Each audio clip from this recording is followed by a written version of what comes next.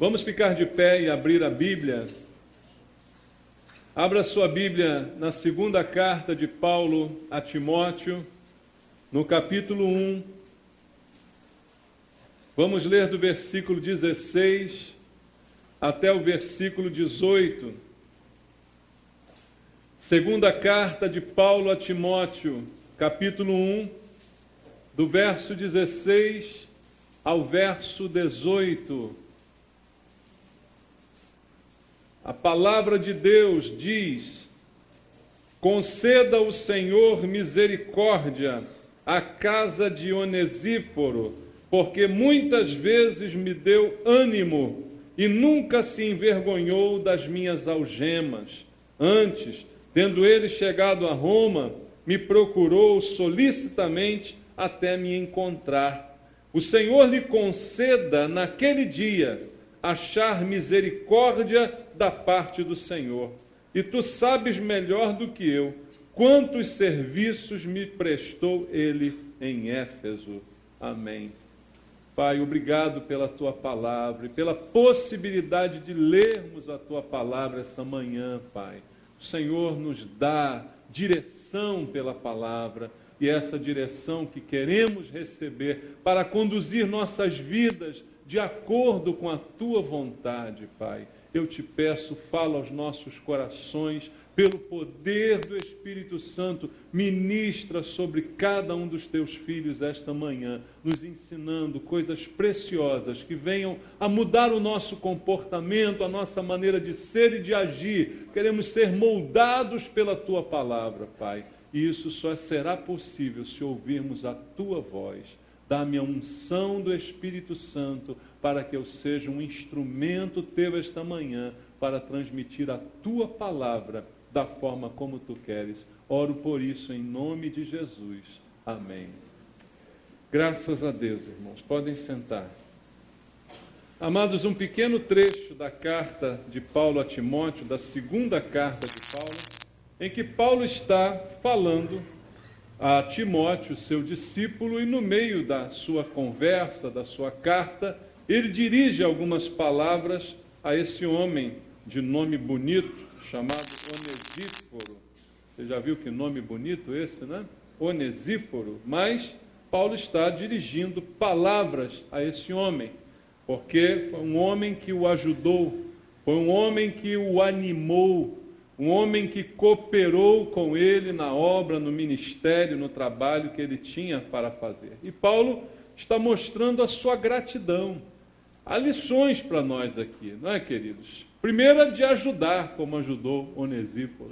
De ser alguém que anima as pessoas, como foi aquele homem no ministério de Paulo, que tantas dificuldades passou. Isso por si só já é uma lição para a nossa vida como cristãos, imitar esse bom procedimento. Mas também, no caso de Paulo, há uma lição, porque Paulo está sendo grato, está mostrando a sua gratidão para com aquele homem, não é?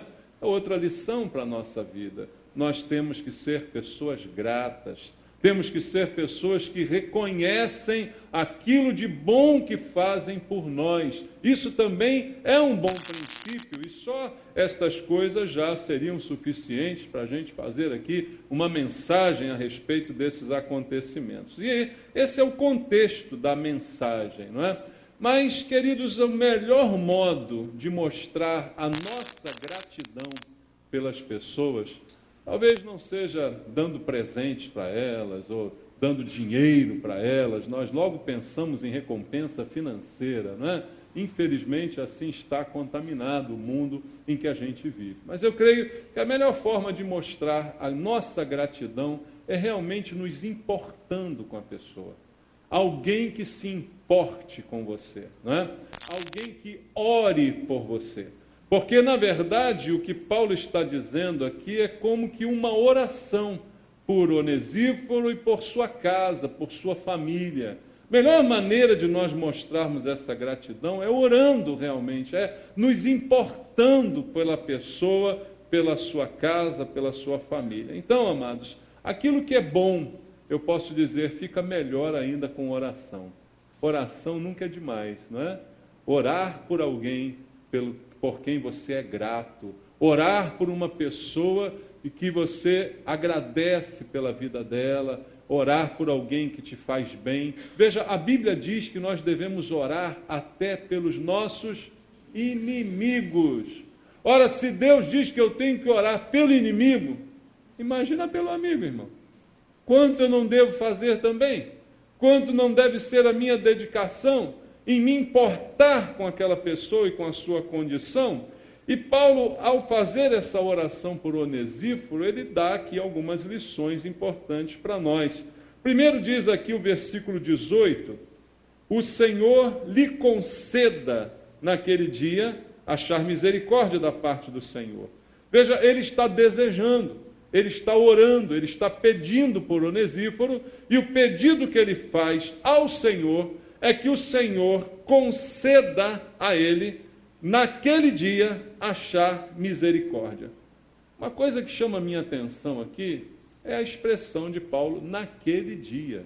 Veja, Paulo está orando por Onesíforo, mas não por algo imediato na sua vida. Mas o principal pedido que Paulo está fazendo a respeito desse homem é para que, naquele dia, ele receba de Deus misericórdia. Irmãos, olha que oração interessante. Primeiro, ele descreve aquele dia. Que dia é esse, irmãos, que Paulo está falando? O que você pensa quando escuta isso aqui? Naquele dia, Deus lhe conceda misericórdia. De que dia Paulo está falando? Fim de semana, semana que vem, outro mês? Paulo está falando da volta do Senhor. Quando a Bíblia se refere a este dia, ela está se referindo à volta de Cristo, que é o evento que todo cristão anseia, o evento que todo cristão espera com alegria, espera com expectativa. A igreja, desde o seu início, vive nessa expectativa. Talvez hoje em dia, na igreja moderna, essa expectativa não esteja tão em moda. As pessoas já não estão mais muito preocupadas com a volta de Jesus, estão mais preocupadas com o seu final de semana e com o que vão fazer no outro mês. Mas, naquele tempo, a igreja ainda vivia nessa expectativa. E era comum se referirem a este dia. E a oração de Paulo por Onesíforo é que naquele dia, ou seja, no dia da volta do Senhor, esse homem, por todos os benefícios que fez a Paulo, receba de Deus misericórdia. Achar misericórdia da parte de Deus é a sua oração. Primeira lição, queridos, será que nós pensamos nesse dia? Será que esse dia é pelo menos cogitado por alguns de nós? Ou alguns de nós já perderam completamente a fé, a expectativa, a certeza, a confiança de que Jesus cumprirá a sua promessa de voltar outra vez para nós, voltar outra vez para a sua igreja. Será que nós ainda consideramos esse dia e percebemos que a nossa maior necessidade para este dia é receber de Deus misericórdia, irmãos? Porque é muito significativo o que Paulo diz. Veja, ele está orando por alguém que lhe fez bem. Isso mostra claramente a doutrina bíblica de que não é a caridade que promove a salvação, como dizem os espíritas. Veja, isso é claro na Bíblia Sagrada. Porque esse homem foi um homem caridoso. E quando Paulo ora por ele, não diz assim: Senhor, quando o Senhor voltar, dá a ele o que ele merece pelo bem que ele me fez. Dá a ele o prêmio, a recompensa pela sua caridade, pelo seu amor. Não, ele não pede esse prêmio para o homem. Ele pede para o homem misericórdia. Porque por mais que a gente faça bem, a gente não compra o favor de Deus. Nós todos precisamos de misericórdia. É o resumo da oração de Paulo. Então estamos na expectativa de um dia que não sabemos quando será, não tem hora marcada, mas sabemos pelos sinais que ele se aproxima. Leia comigo Marcos capítulo 13. Evangelho segundo Marcos, capítulo número 13, versículo 32 e 33. Evangelho de Marcos, capítulo 13, verso 32 e 33 diz: mas a respeito daquele dia ou da hora, ninguém sabe, nem os anjos no céu, nem o Filho, senão o Pai. Estais de sobreaviso, vigiai e orai, porque não sabeis quando será o tempo. Quem disse isso, irmãos? Quem disse esse texto que a gente leu aqui? Jesus. Foi Jesus que disse. E ele está dizendo, ninguém sabe, nem o Filho mesmo sabe, senão o Pai. E por causa deste não saber, desta ignorância a respeito do dia e da hora, ele está aqui nos aconselhando claramente: fiquem de sobreaviso, vigiai e orai, porque vocês não sabem quando será o tempo. Então vivemos numa expectativa de algo que não temos a mínima ideia de quando nem que hora acontecerá. Mas temos a certeza e a convicção de que de fato se realizará, porque é a promessa do Senhor. Mas como não temos a menor ideia, qual o conselho de Jesus? Fiquem de sobreaviso. Vigiem e orem exatamente por causa da ignorância a respeito desse dia. Então, amados, por que Jesus requer isto? Porque quando este dia se realizar, este dia será um dia marcante para a história, a princípio, como foi o nascimento e a morte de Jesus. Foram marcantes para a história. O mundo, até a história humana, ficou dividida em antes e depois de Cristo. Foi um acontecimento extremamente marcante. Mas a volta de Cristo vai ser ainda mais marcante ainda. Porque para alguns, a igreja, ele virá para acolher, mas para outros, ele virá para juízo, irmãos. Percebe o que a Bíblia diz sobre isso? Então, para alguns, vai ser um dia de realização e de concretização de todas as promessas ansiosamente aguardadas. Mas para outros, será um dia de juízo repentino, que nem se dão conta, estão na iminência de sofrer.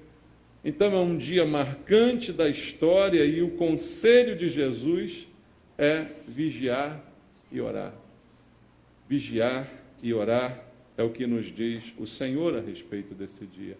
E na oração de Paulo, falando sobre Onesíforo e sua família, Paulo diz que naquele dia o Senhor lhe conceda misericórdia. É o pedido de Paulo para aquele homem que tanto bem lhe fez. Por que ele pede misericórdia? Amados, porque todos nós precisamos de misericórdia. A Bíblia diz: não há um justo sequer.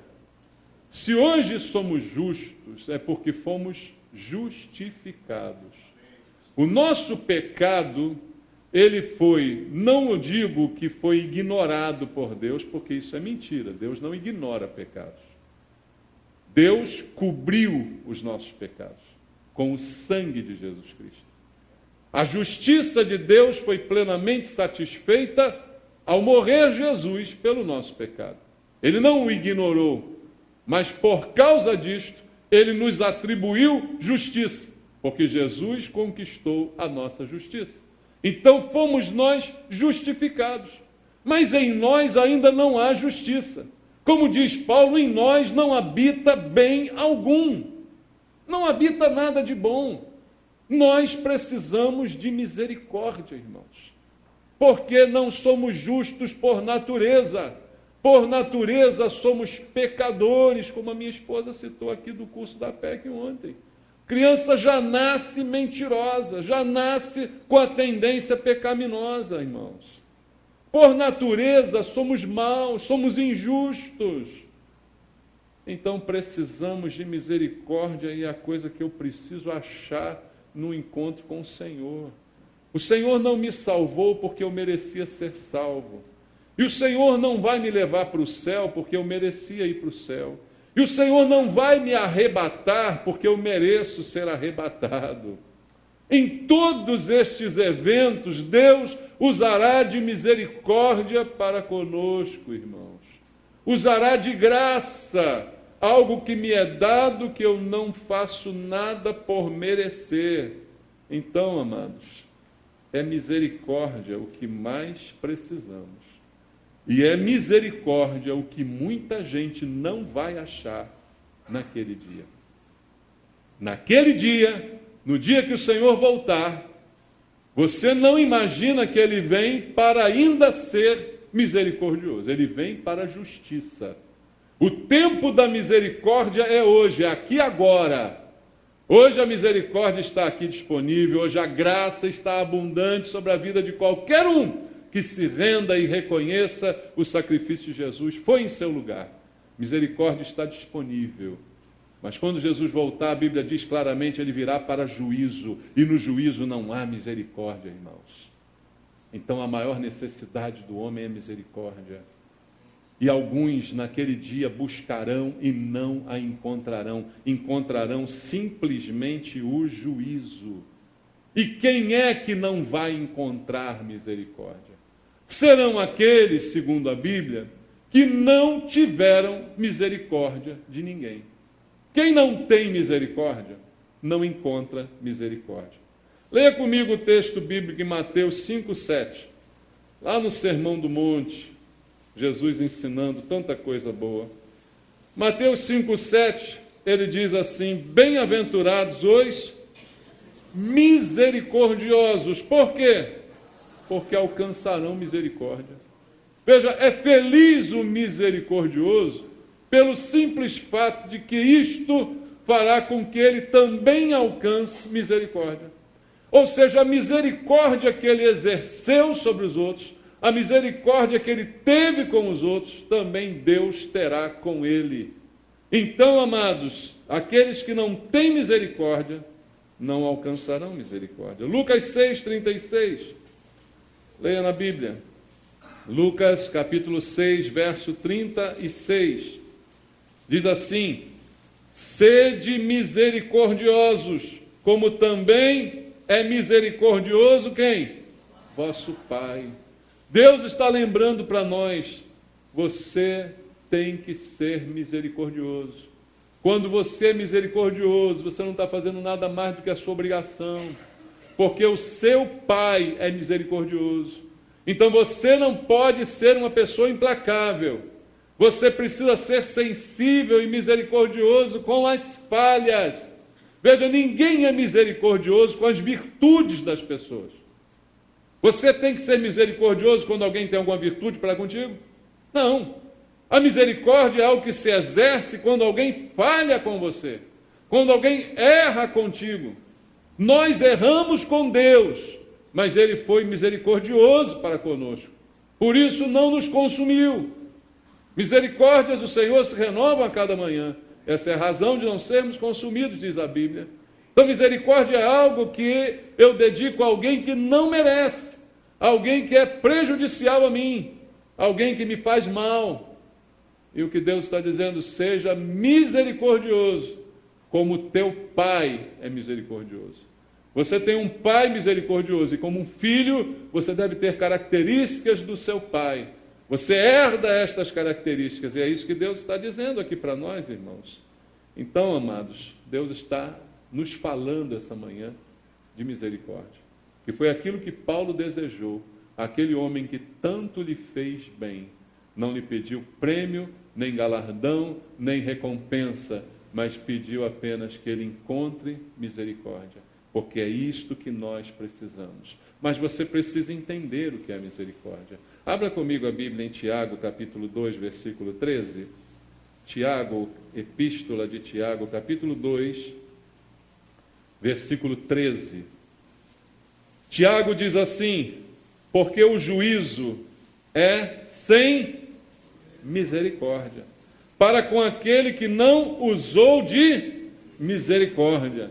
A misericórdia triunfa sobre o juízo. Veja, juízo, quando Jesus vier para juízo, não haverá misericórdia. Mas, para aquele que exerceu misericórdia, a misericórdia lhe será atribuída. Então a misericórdia triunfará sobre o juízo. É o senso de justiça de Deus. O pecado precisa ter o seu salário, o salário é a morte. Mas o dom gratuito de Deus é a vida eterna, que Ele atribui não aos que não têm pecado, mas aos que tiveram seus pecados perdoados e lavados pelo sangue de Jesus. Então, amados, o que está dizendo a Bíblia para nós é que quem tem misericórdia alcançará misericórdia. Mas, como eu disse, eu preciso entender o que é misericórdia. Misericórdia não é pena. Algumas pessoas imaginam que ter misericórdia é ter pena das pessoas. Ai, tem uma peninha daquela pessoa. Ai, coitadinha dela. Tem uma pena dela, como ela sofre. Eu não faço nada para melhorar o sofrimento dela, mas eu tenho uma pena danada dela. Não, isso não é misericórdia. Isso não significa misericórdia. Misericórdia, queridos, é aquilo que eu disse ainda há pouco. É por alguém que não merece misericórdia. É por alguém que faz mal. É por alguém que erra com você, e é com relação a isto que Deus espera encontrar em você este sentimento. Não venha me dizer que você é crente se você não consegue perdoar uma pessoa por um mal que ela te fez. Não venha me dizer que você é adorador, que você é isso, você é aquilo, se no teu coração você guarda coisas contra as pessoas e não as perdoa pelo mal que te fizeram. Mal real. Você tem toda a razão quanto ao mal, mas você perde toda a razão quando você não perdoa, quando você não tem misericórdia. E eu temo pela sua vida, porque não haverá misericórdia para aquele que não tem misericórdia. Aqueles que vivem e morrem sem se arrepender, queridos, também não alcançarão misericórdia. Veja o que diz Mateus capítulo 9, versículo 13. Mateus capítulo 9, versículo número 13, diz assim: Ide, porém, aprendei o que significa misericórdia quero e não holocaustos, pois não vim chamar justos, e sim pecadores ao arrependimento. Veja o que Jesus está nos ensinando aqui, irmãos. Ide, porém, e aprendei. Aprendam o que significa misericórdia quero e não sacrifícios, holocaustos. Veja o que Deus espera encontrar em nós é este sentimento de misericórdia. Os misericordiosos alcançarão misericórdia. Muitos de nós estão apresentando sacrifícios a Deus, mas você está dando a Deus o que Ele não quer. O que Ele quer que você dê, você não dá. E você ainda diz assim, não consigo, porque dói muito. Porque o mal que me fizeram foi muito grande. Então você consegue dar um sacrifício a Deus, mas você não consegue ser misericordioso. Há muitas pessoas nessa situação. E Deus está aqui nos ensinando que eu preciso aprender o que Ele quer dizer com essa frase. Eu quero misericórdia e não sacrifício. Para de me dar o que eu não quero e comece a me dar o que eu quero. O que eu quero é que você seja uma pessoa misericordiosa. Porque eu não vim chamar justos, e sim pecadores ao arrependimento. O que morre sem se arrepender, o que vive sem se arrepender, certamente, amados, não encontrará misericórdia naquele dia. Então Deus está querendo de nós misericórdia em prática de vida. Em prática de vida. Se eu continuo não perdoando, eu estou pecando. E pior, eu estou pecando sem me arrepender. O que é um pecado sem arrependimento? É aquele pecado que eu sei que pratico, mas que eu o justifico, ao invés de eliminá-lo da minha vida. Eu digo por que eu peco, e eu acho que no fundo eu estou certo em pecar. Assim é a falta de perdão. A pessoa peca porque é pecado, não se arrepende porque ela acha que está certa em não perdoar, e continua guardando aquilo, mas ela sempre se justifica a respeito daquilo, se munindo de todos os ingredientes para deixar o quadro bem feio, bem sujo, para que você diga realmente, no seu lugar, também não perdoava, não. Ela quer um apoio, ela não quer arrependimento. E Deus está dizendo, eu não vim chamar justos. Por que Deus não veio chamar justos? Eu falei ainda há pouco, que justo não existe. Se Deus viesse chamar justo, não ia ninguém. Ninguém era salvo. Mas eu vim chamar pecadores ao arrependimento. Pecadores, falou com a gente. E a gente precisa de arrepender. E parar de dar sacrifício e começar a dar misericórdia, que é o que Ele está querendo. Há pessoas que naquele dia não vão encontrar misericórdia, porque vão negligenciar aquilo que receberam. Veja, a salvação é de graça, irmãos. Deus não cobra nada por ela. Deus pagou tudinho por ela, que foi Jesus morrendo na cruz. Isso foi oferecido a toda a criatura humana. Deus amou o mundo de tal maneira que deu seu Filho unigênito para que todo aquele que nele crê não pereça. Ele deu. Mas tem gente que faz o que com isso? Ignora. Olha o que diz Hebreus capítulo 2, versículo 3. A pergunta aqui é muito clara. Hebreus 2, 3 diz assim. Vou ler o 2 anterior. Se, pois, se tornou firme a palavra falada por meio de anjos, de toda transgressão ou desobediência recebeu justo castigo, como escaparemos nós, se negligenciarmos tão grande salvação, a qual, tendo sido anunciada inicialmente pelo Senhor, foi-nos depois confirmada pelos que a ouviram. Ouvimos do Senhor a palavra, o Evangelho está aí. Ouvimos dos apóstolos, a palavra apostólica está sendo pregada. Ouvimos a pregação da palavra, mas não mudamos o nosso procedimento. A pergunta que não quer calar está no versículo 3. Como escaparemos nós se negligenciarmos tão grande salvação? Como escapar? Não há escape, irmãos. Não há misericórdia para quem não tem misericórdia. Não há misericórdia para quem não se arrepende. Não há misericórdia para quem não confessa o seu pecado e deixa. Não há misericórdia para quem não quer ser misericordioso. Então a realidade é muito clara, como nos diz a palavra de Deus. E muitos hoje estão dizendo algo que ainda é pior. Eu não preciso de misericórdia. Quantas pessoas a gente conhece que fazem esse tipo de afirmação? Eu não preciso de misericórdia. Por quê? Porque eu sou bom. Eu não faço coisa errada. Como eu acabei de dizer aqui que misericórdia a gente direciona a quem faz coisa errada, aquele que diz eu não faço coisa errada, ele está dizendo indiretamente o quê? Eu não preciso de misericórdia. Eu sou bom, eu sou justo, eu sou correto, eu pago meus impostos, eu não faço mal a ninguém, eu não preciso de misericórdia. Coitadinho desse. Não terá misericórdia, já que ele não precisa, né? Não terá. E verá muito bem naquele dia que o que ele mais precisava era de misericórdia.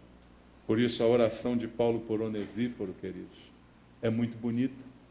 Porque ele não está pedindo um prêmio pelo bem que aquele homem lhe fez. Mas ele está pedindo que ele encontre a única coisa que realmente ele precisa naquele dia. Quando nós encontrarmos com o Senhor, a única coisa que realmente a gente precisa de misericórdia é que Deus seja misericordioso conosco. Que Deus seja longânimo, paciente com os nossos pecados, irmãos. Porque muitos têm zombado do Evangelho. Muitos têm zombado de Cristo. E também para estes não há misericórdia. Leia comigo 2 aos Tessalonicenses, capítulo 1. Veja o que diz a palavra de Deus, versículo 8 e versículo 9. 2 aos Tessalonicenses, capítulo 1, 8 e 9. Veja o que Deus fala claramente aqui. Versículo 8.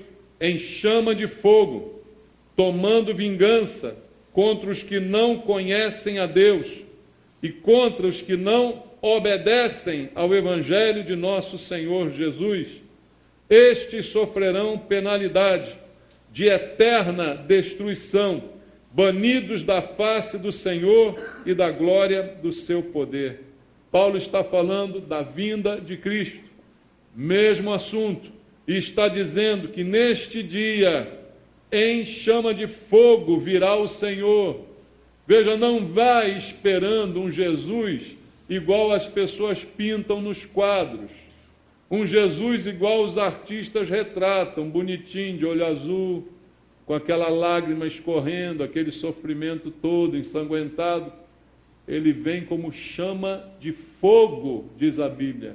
E vem ele fazendo o quê, amados? Tomando vingança contra os que não conhecem a Deus e contra os que não obedecem ao Evangelho.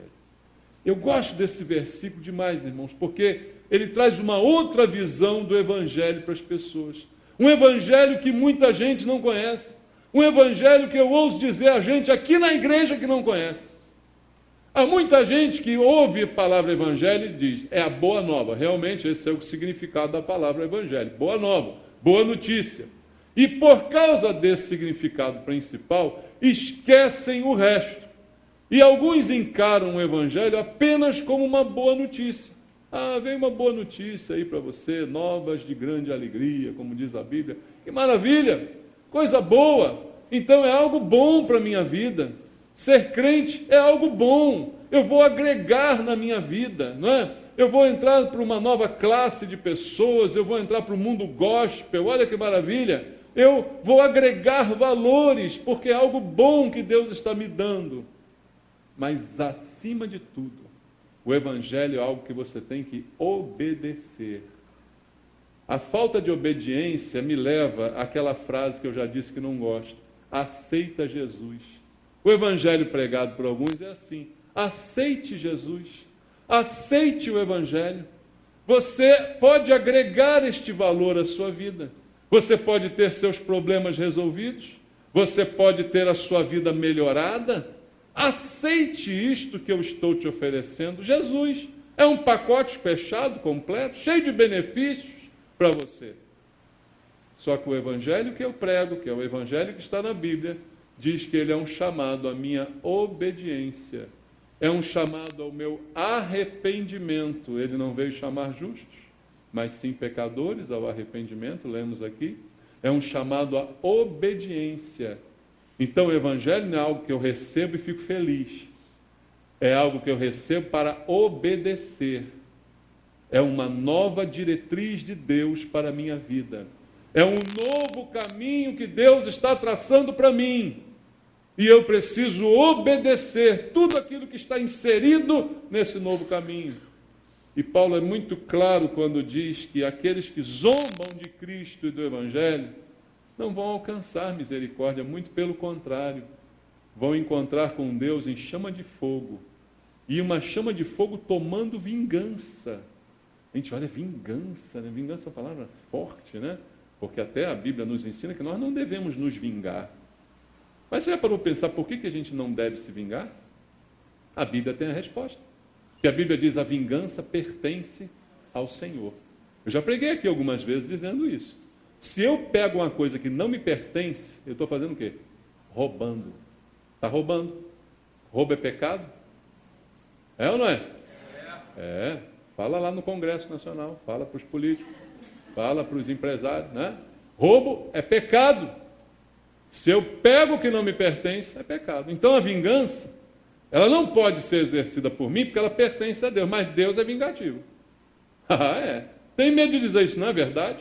Tomando vingança. Qual o nome que você dá para isso? Dá para aliviar um pouquinho a barra de Deus? Algumas pessoas querem aliviar a barra de Deus, não é, viu? Não, Deus é bom só. Deus é tão bonzinho, é um Deusinho tão gostoso. Ticuti-cuti. Vai nessa.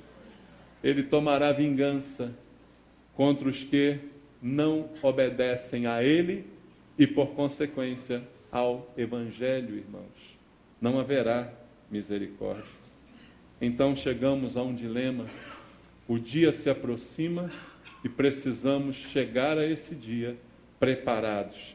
Como disse Jesus no texto que lemos aqui no início, vigiando e orando, porque não sabemos o dia e nem sabemos a hora. Mas que mais eu posso fazer para me preparar? Será que eu devo viver com medo desse dia? Será que o medo é a solução? Ah, pastor, prega aí, bota medo mesmo. Ah, Jesus está voltando, dá mais jeito, irmão, não sei o que, tal. Aí todo mundo, agora eu vou, agora vai, agora. Todo mundo lá fica com medo. Aí agora vai funcionar? Não vai funcionar. Eu não preciso ter medo de Deus. Eu preciso desfrutar do seu amor e da sua graça. Mas esse amor e essa graça tem que me levar à obediência. Jesus disse, se me amais, guardareis os meus mandamentos. É igual a gente diz para papai e mamãe, te amo, mas faz tudo errado que ele manda. Mentira, tu não ama coisa nenhuma, tu ama você. Tu não ama pai, não ama mamãe, você ama a tua vida. Você não obedece? Jesus foi muito claro. Se você me amar, você vai guardar os meus mandamentos. Então, não é por medo que eu vou me preparar para esse dia. Mas sim, eu preciso encontrar hoje a misericórdia na qual eu devo andar, para que ela naquele dia também me alcance. Para que naquele dia ela também seja exercida. Então, a minha vida cristã hoje deve ser uma vida de misericórdia. Ok, irmãos, nós estamos sim no tempo da graça, como a Bíblia diz. Leia comigo Romanos 5. Romanos 5, 15 ao 21. Romanos capítulo 5, verso 15, diz assim, todavia, não é assim o dom gratuito como a ofensa. Porque se pela ofensa de um só morreram muitos, muito mais a graça de Deus e o dom pela graça de um só homem, Jesus Cristo, foram abundantes sobre muitos. O dom, entretanto, não é como no caso em que somente um pecou, porque o julgamento derivou de uma só ofensa para a condenação, mas a graça transcorre de muitas ofensas para a justificação. Se pela ofensa de um, por meio de um só, reinou a morte, muito mais os que recebem a abundância da graça e o dom da justiça reinarão em vida por meio de um só, a saber, Jesus Cristo. Pois assim como por uma só ofensa veio o juízo sobre todos os homens para a condenação, assim também por um só ato de justiça veio a graça sobre todos os homens para a justificação que dá vida. Porque, como pela desobediência de um só homem, muitos se tornaram pecadores, assim também por meio da obediência de um só, muitos se tornarão justos. Sobreveio a lei para que avultasse a ofensa, mas onde abundou o pecado, superabundou a graça, a fim de que, como o pecado reinou pela morte, assim também reinasse a graça pela justiça para a vida eterna, mediante Jesus Cristo, nosso Senhor. A graça de Deus está aí, queridos, mas nós temos que viver na graça, viver pela graça. E viver pela graça não é viver pecando, não é viver errando, não é viver sem perdão, é viver na graça. Graça e misericórdia caminham juntas. Se eu quero viver na graça, a minha vida tem que ser uma vida de misericórdia. Eu preciso ser e aprender a ser misericordioso. Veja João 16, 8. João 16, 8. Jesus nos ensina também algo precioso. João 16, versículo 8 diz: quando ele vier, falando do Espírito Santo, convencerá o mundo do pecado, da justiça e do juízo. O Espírito Santo convence do pecado, da justiça e do juízo. Foi isso que aconteceu conosco, para que o arrependimento viesse ao nosso coração. Para que nós agora, então, arrependidos, possamos viver na obediência ao Evangelho do Senhor Jesus. Porque o Espírito Santo nos revelou tudo isso. Nos revelou a verdade de Deus, como diz a palavra. Nos revelou o pecado, nos revelou a justiça e nos revelou também o juízo. Todas as coisas nos foram reveladas para que a gente agora viva como Deus quer que a gente viva. Em último texto eu quero ler contigo, Hebreus capítulo 10, versículo 12 ao versículo 17. Hebreus 10, do 12 ao 17, diz a palavra do Senhor: Jesus, porém, tendo oferecido para sempre um único sacrifício pelos pecados, assentou-se à destra de Deus, aguardando daí em diante, até que seus inimigos sejam postos por estrado dos seus pés. Porque, com uma única oferta, aperfeiçoou por quanto tempo? Para sempre. Quantos estão sendo santificados? Estão sendo santificados. É a nossa vida de santificação, melhorando a cada dia. E disto nos dá testemunho também o Espírito Santo. Porquanto, após ter dito, esta é a aliança que farei com eles depois daqueles dias, diz o Senhor.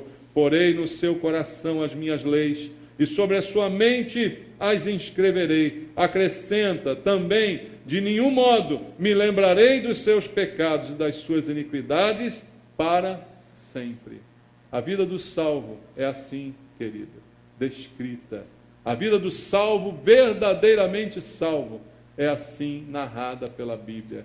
Para sempre guardarei esse salvo.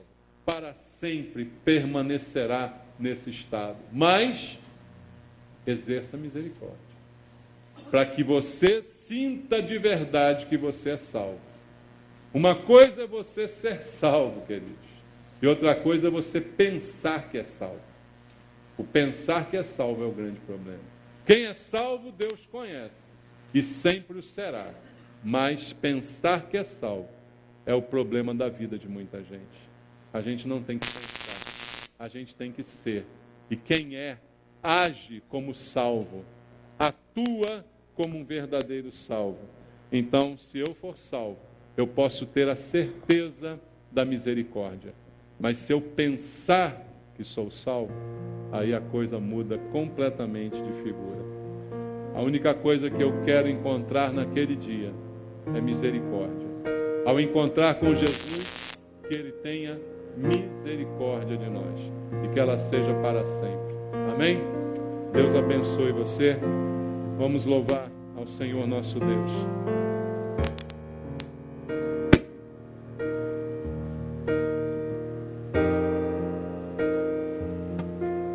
Se tu olhares, Senhor, para dentro de mim, nada encontrarás de bom,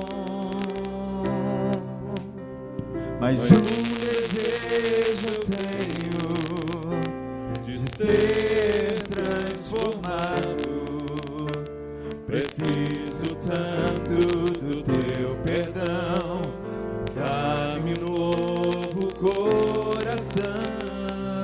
Vamos orar. Vamos pedir para Deus esta manhã. Senhor, eu quero um novo coração. Senhor, eu quero olhar diferente, eu quero agir diferente, eu quero pensar diferente. Fala para Deus esta manhã. Você que está com problema para perdoar alguém, Deus já te falou esta manhã que isso é pecado e que você agora tem que se arrepender desse pecado e deixar esse pecado de lado e agir com misericórdia, para que na tua vida também a misericórdia do Senhor se manifeste. Mas peça a Deus para Ele te ajudar esta manhã. Peça a Deus pelo Espírito Santo para Ele te fortalecer, para que você possa obedecer ao Evangelho do Senhor. Peça que o Senhor te ajude. Ele ajuda. A Bíblia diz, Ele nos ajuda na nossa fraqueza. Nós somos fracos, mas o Senhor é forte em nós. Peça a Ele um novo coração, sem mágoa, sem ressentimento, sem coisas velhas guardadas. Peça a Deus, me dá um novo coração essa manhã. Tira de mim esses pensamentos de morte, Pai. Tira da minha vida essas ruínas, esse lixo que se acumula dentro de mim. Limpa-me, Senhor, essa manhã. Ó Deus, enche-me do Teu Espírito. Essa é a única forma de ter alguma coisa boa dentro de mim. É eu ser cheio do Teu Espírito, Pai. Fala com Deus agora. Senhor, abençoa a igreja. Abençoa os Teus filhos. que são sinceros esta manhã e se colocam desta forma diante do Senhor, clamando não por justiça, mas por misericórdia. Dá misericórdia a cada um deles. Que naquele dia, cada um de nós possa encontrar a tua misericórdia. É o que eu te peço, Pai, em nome de Jesus. Amém. Deus abençoe você. Louve ao Senhor, peça a Deus.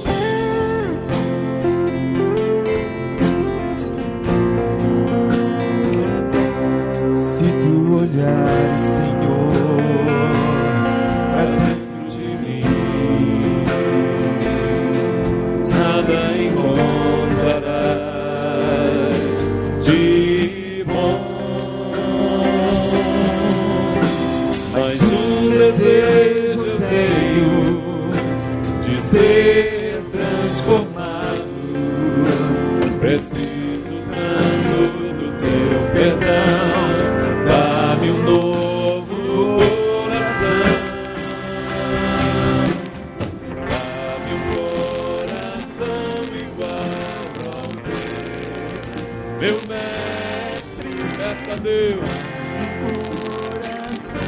igual ao teu. Coração disposto a obedecer. Cumprir todo o teu querer. Dá-me um coração igual ao teu. Ensina-me a amar o meu irmão. Olhar com os teus olhos, Senhor. A olhar com teus olhos, perdoar com teu perdão. Enche-me com teu Espírito, endireita os meus caminhos. Ó Deus, dá-me um novo coração.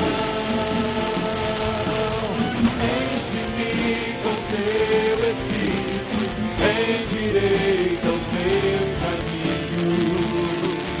Ó Deus, dá-me um novo coração. Dá-me um coração igual ao teu, meu mestre. Dá-me um coração igual ao teu, coração disposto a obedecer. Cumprir todo o teu querer. Dá-me um coração igual ao teu, coração disposto a obedecer. Cumprir todo o teu querer. Dá-me um coração igual ao teu.